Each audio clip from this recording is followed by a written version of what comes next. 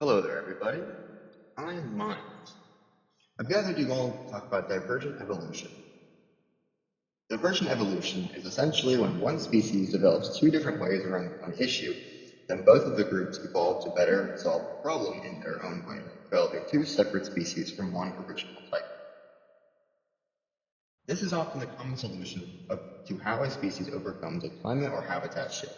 One species cannot handle every situation they've been dealt, so in order to stay alive, they must find a workaround dependent on their own environment. Divergent evolution is one of the largest factors responsible for all the different species and animals in our world. We're going to focus on arachnids.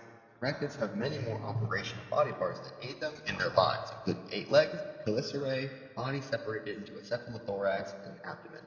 Arachnids come in many different forms, such as true spiders, scorpions, false spiders, porpoisemins, ticks, mites, and everything in between.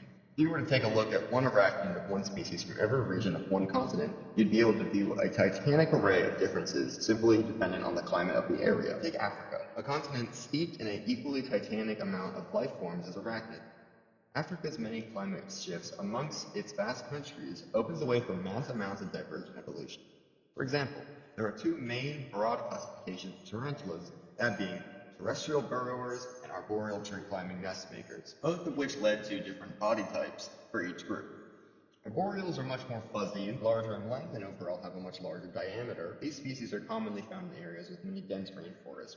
Terrestrials, on the other hand, are much more varied in differences. The terrestrials are much more stocky, rounder, and bulkier, given they've adapted to dig and hide underground in burrows. These species are often much darker in color, with many of the genuses in this group having darker browns, grays, and blacks in their colorations due to the areas they live in, often living in a desert or desert-adjacent areas, though some outliers live in tropical areas as well. Now, given the differences found in tarantulas, how do these changes come about? Typically, a species needs to face a large-scale change in something that plays an integral part in its life, whether that be a diet, climate, altitude, or even oxygen levels. So what changed for tarantulas?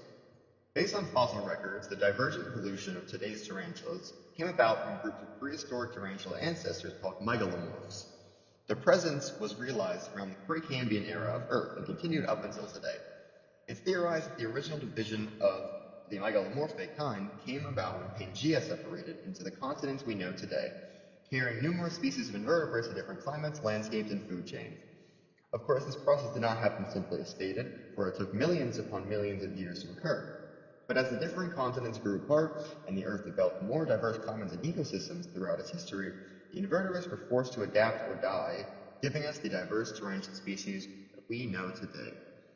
Thank you so much for coming to my classroom. I will see you again sometime. Goodbye.